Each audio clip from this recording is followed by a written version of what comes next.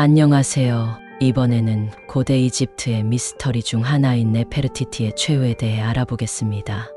네페르티티는 이집트 제18왕조의 파라오 아케나톤의 왕비로 아름다운 외모와 독특한 종교 개혁으로 유명한 인물입니다. 그러나 그녀의 남편이 사망한 후에 그녀가 어떻게 되었는지는 오늘날까지 밝혀지지 않았습니다. 이번 영상에서는 네페르티티의 최후에 관한 다양한 가설과 증거를 살펴보고 그녀의 실체에 대해 추측해보겠습니다. 네페르티티는 기원전 14세기에 살았던 이집트의 왕비입니다.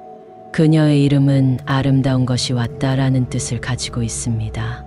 그녀의 출생과 가문에 대해서는 확실한 기록이 없지만 아마도 이집트의 귀족이나 왕족의 일원이었을 것으로 추정됩니다.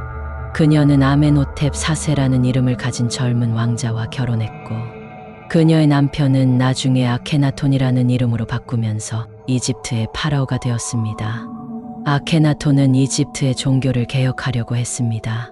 그는 기존의 다신교를 폐지하고 아텐이라는 태양신을 유일한 신으로 섬기는 아텐교를 선포했습니다. 그는 또한 기존의 수도 텝스에서 새로운 수도 아마르나로 이주했고 거기서 새로운 문화와 예술을 창조했습니다. 이러한 개혁은 이집트의 전통과 권위에 도전하는 것으로 받아들여졌고 많은 반발과 저항을 일으켰습니다. 네페르티티는 아케나톤의 왕비로서 그의 개혁을 적극적으로 지지했습니다.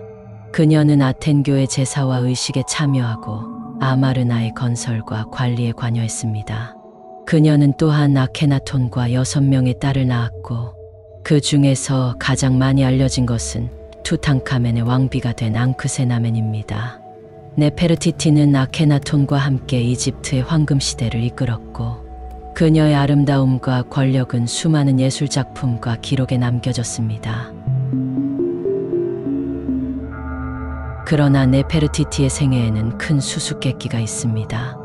바로 그녀의 남편 아케나톤이 사망한 후에 그녀가 어떻게 되었는지에 대한 것입니다. 아케나톤은 기원전 1336년경에 사망했고 그의 후계자로 투탕카멘이 즉위했습니다. 그러나 투탕카멘은 아케나톤의 친자가 아니라는 것이 밝혀졌고 그의 왕비 앙크세나멘 역시 네페르티티의 딸이었습니다. 그렇다면 네페르티티는 아케나톤의 죽음 이후에 어떤 역할을 했고 어떤 운명을 맞았을까요? 이에 대해서는 여러 가지 가설이 제기되었는데 그 중에서 가장 유력한 4가지를 살펴보겠습니다. 이 가설은 네페르티티가 아케나톤의 죽음 이후에 스스로 파라오로 즉위하고 이름을 바꿨다는 것입니다. 이 가설의 근거는 이집트의 기록에 나오는 2명의 신비한 파라오 스멘크카레와 누텐이 네페르티티의 가명이었다는 것입니다. 스멘크카레는 아케나톤의 죽음 직후에 잠시 동안 파라오로 통치했으나 그의 정체와 성별에 대해서는 논란이 있습니다. 일부 학자들은 스멘크카레가 네페르티티의 남자 이름이었고 그녀가 아케나톤의 후계자로서 아텐교를 계승하려고 했다고 주장합니다. 누텐은 투탕카멘의 전임자로서 파라오로 통치했으나 그녀의 실체와 통치 기간에 대해서도 불분명합니다. 일부 학자들은 누텐이 네페르티티의 여자 이름이었고 그녀가 아텐교를 버리고 기존의 다신교로 회귀하려고 했다고 주장합니다. 이 가설에 따르면 네페르티티는 아케나톤의 죽음 이후에도 파라오로서 이집트를 통치했고 그 과정에서 종교와 정치적으로 여러 변화를 시도했다고 볼 수 있습니다. 이 가설은 네페르티티가 아케나톤의 죽음 이후에 천수를 누리고 자연사했다는 것입니다. 이 가설의 근거는 네페르티티의 이름이 새로운 수도 아마르나의 기록에 계속해서 나타나는 것입니다.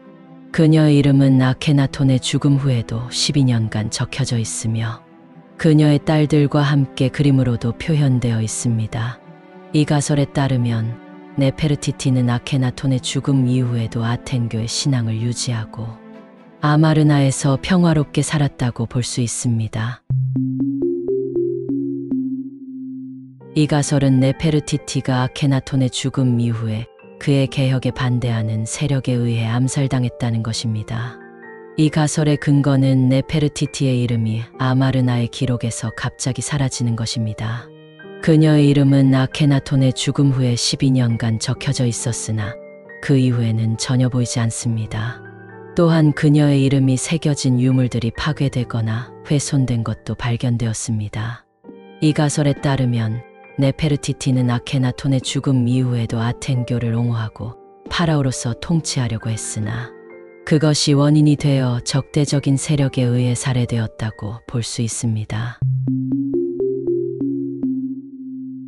이 가설은 네페르티티가 아케나톤의 죽음 이후에 그의 개혁에 반대하는 세력으로부터 도망쳐 다른 곳으로 탈출했다는 것입니다. 이 가설의 근거는 네페르티티의 이름이 다른 지역의 기록에 나타나는 것입니다. 그녀의 이름은 아케나톤의 죽음 후에 12년간 아마르나에 적혀져 있었으나 그 이후에는 신데르 궁전이나 헤르모폴리스와 같은 다른 도시에 적혀져 있습니다. 또한 그녀의 이름이 새겨진 유물들이 이집트 외부의 나일 강 하류나 시리아와 같은 곳에서도 발견되었습니다. 이 가설에 따르면 네페르티티는 아케나톤의 죽음 이후에도 아텐교를 고수하고 그것이 위험해지면 다른 곳으로 이동하면서 살았다고 볼 수 있습니다. 네페르티티의 최후에 관한 가설들은 모두 그녀의 미라와 유물들을 통해 입증되거나 반박될 수 있습니다. 그러나 네페르티티의 미라와 유물들은 오늘날까지 확실하게 발견되지 않았습니다. 그녀의 미라는 아마르나의 왕실, 무덤에서도 신데르 궁전에서도 헤르모폴리스에서도 나일 강 하류에서도 찾아지지 않았습니다.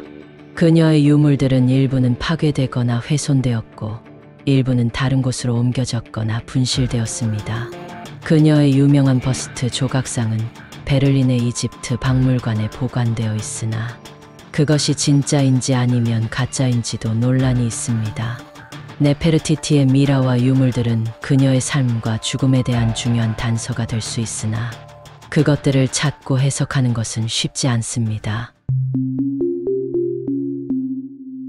네페르티티의 최후에 대해서는 여러 가지 가설이 제기되었으나 그 중에서 어느 것이 가장 정확하고 타당한지는 아직 확실하지 않습니다.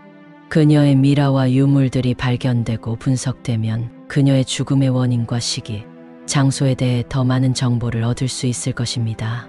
그러나 그것이 가능할지는 알 수 없습니다. 네페르티티는 고대 이집트의 역사와 문화에 큰 영향을 끼친 인물이지만 그녀의 삶과 죽음은 여전히 미스터리로 남아 있습니다.